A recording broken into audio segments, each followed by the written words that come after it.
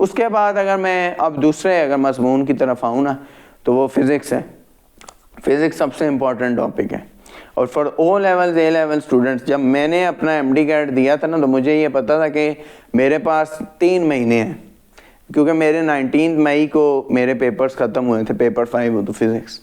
उसके बाद मैंने 1 हफ़्ते का गैप लिया, और 1 हफ़्ते के गैप लेने के बाद मैंने अगले हफ्ते से यानी स्टार्ट कर दी। वो मुझे पता था कि असल पेपर तो अब शुरू होने वाला है एमडी कैट, बिकॉज 50% मार्क्स आपके एमडी कैट के, 40% ए लेवल्स के, और ए लेवल्स के स्टार्स बहुत ही ज़्यादा इंपॉर्टेंट है, और ओ लेवल्स के सिर्फ 10% है। ओ लेवल्स में अगर आपके ए स्टार नहीं भी आए, 2-3 ए भी आ गए, तो उससे कोई फ़र्क नहीं पड़ता, वाज़ेह फ़र्क नज़र नहीं आएगा। इसके अलावा अगर मैं बात करूँ एमडी कैट की, तो मैंने इसमें एमडी कैट, मुझे ये पता था कि मेरे पास 3 महीने, और मुझे ये भी पता था कि मेरे पास इंग्लिश है, लॉजिकल रीजनिंग भी है, उसका एक प्रेशर एक बंदे का होता ही है। दूसरा ये है कि बायो है, फिज़िक्स है और केमिस्ट्री है। और फिज़िक्स और केमिस्ट्री का मैंने फेडरल भी पढ़ना है, पंजाब भी पढ़ना है, जो कि प्रोविंस का है, तो वो तो लाजमी पढ़ना है, तो प्रेशर था।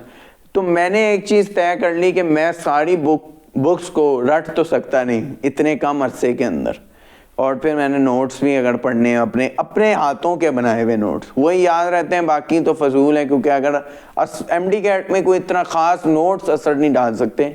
वो असल चीज़ होती है आपकी वो प्रैक्टिस, और फेडरल और प्रोविंस का जो आपकी बुक है वो पढ़ें।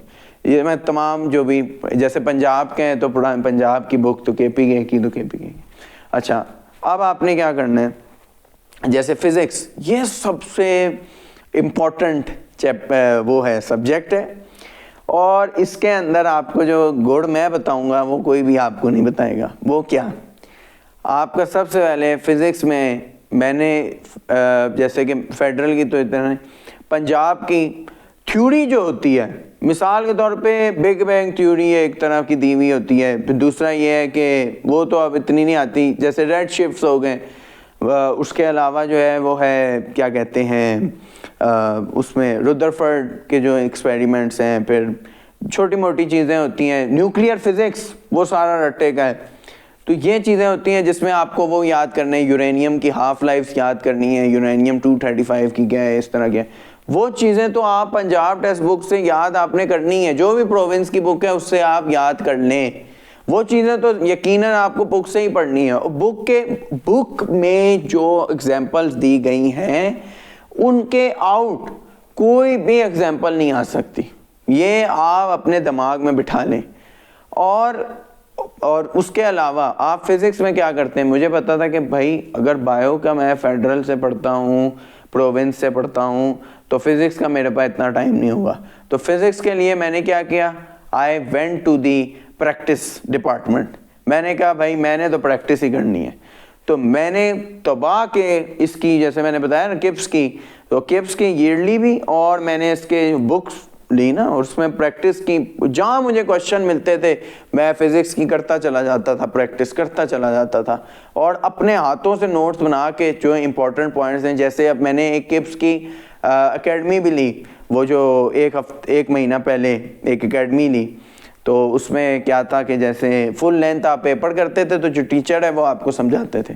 तो उसमें फुल लेंथ पेपर में जो है वो आपको टीचर समझाते भी थे। आप वो प्रैक्टिस, आपको फुल लेंथ पेपर FLP भेजेंगे, आप उस FLP को करें, और फिर टीचर यानी कि वो बताएंगे कि भाई ये क्वेश्चन में ऐसे क्या खराबी है, क्या है, मिस्टेक्स कहाँ हुई हैं। उससे आपको अपनी कारकर्दगी पता चलती जाएगी, प्रोग्रेस पता चलती जाएगी। फिर जहाँ पे आप वीक हैं जिन टॉपिक्स पे, उनको आप इम्प्रूव करें।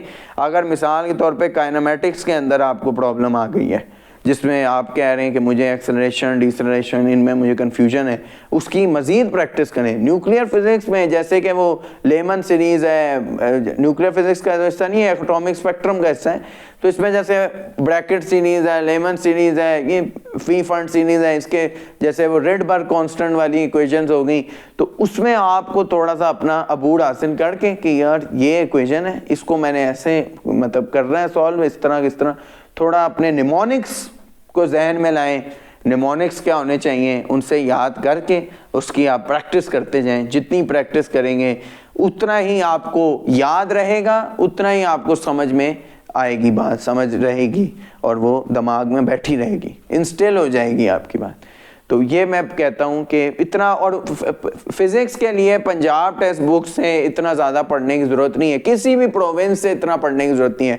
फिज़िक्स के लिए सिर्फ प्रैक्टिस करें, और जो थ्योरी की चीज़ें हैं कि मिसाल के तौर पे कि ये किसने बनाया, कि अब्दुल सलाम को किसमें नोबेल प्राइज़ मिला, किस चीज़ में, ये इस तरह की जो रट्टे वाली चीज़ें हैं जो कि आ सकती हैं, रिकॉल आ सकता है, 60% रिकॉल है, तो रिकॉल जिसमें आ सकता है, आपको पता है कि क्या कॉमनली आ चुके हैं, उन्हीं को आप पढ़ें, याद भी करें, और जो उसमें एग्जाम्पल्स दिए उनको याद करें।